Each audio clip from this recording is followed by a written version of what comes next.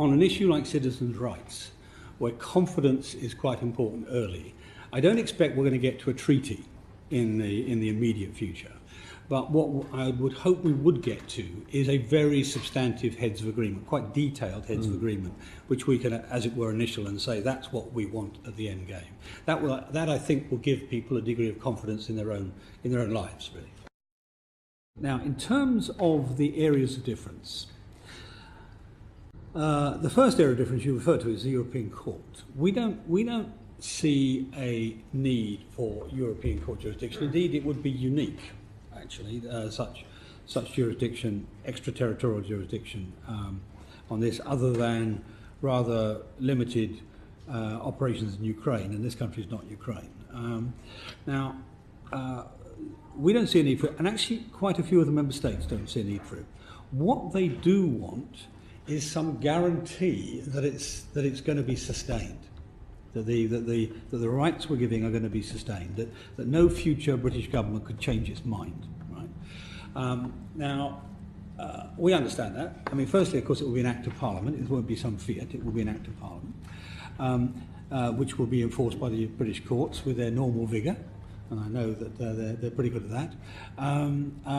But we'll also be backed up by a treaty. And therefore we will be subject to international law, not European law, but international law, in maintaining the rights. So that's where we are. One or two countries, Lithuania, which has a vast proportion of its population in this country, said it didn't see a problem over the European Court issue. And I think, frankly, at the end of the day, so long as we can give them confidence that it cannot be withdrawn at some future date, then we'll get past that hurdle. That's my expectation.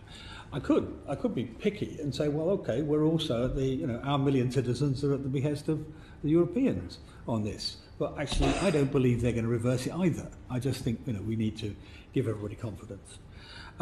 In terms of the actual rights, when we addressed it, we'd heard back. I mean, there's a lot of real issues and there's a lot of mythology too. And you'd hear about somebody who'd been deported. It turned out to be a security issue, but it looked like you were just treating individuals badly. So we tried to deal with the worries. And one of the worries was the issue of, well, people were thinking that somehow we were going to treat European citizens in the UK as second-class citizens in some way. So what we tried to do was to make this as close to British citizenship, without the general election vote, for which you have to be a citizen, but without that, in every other respect. So in terms of employment rights, economic rights, welfare rights, health rights, education rights, pension rights, all of these will be the same. So that's where we set out to do. But there is one differential, which is the question of the ability to bring a family member from another country. That's the difference. Now, at the moment, we don't have that right for British citizens, so we agonised over this and thought, well, actually, it wouldn't be right to give 3 million people rights that British citizens haven't got, as you wouldn't, if they were in Australia or in America or Canada or somewhere. So that's one of the areas of attention.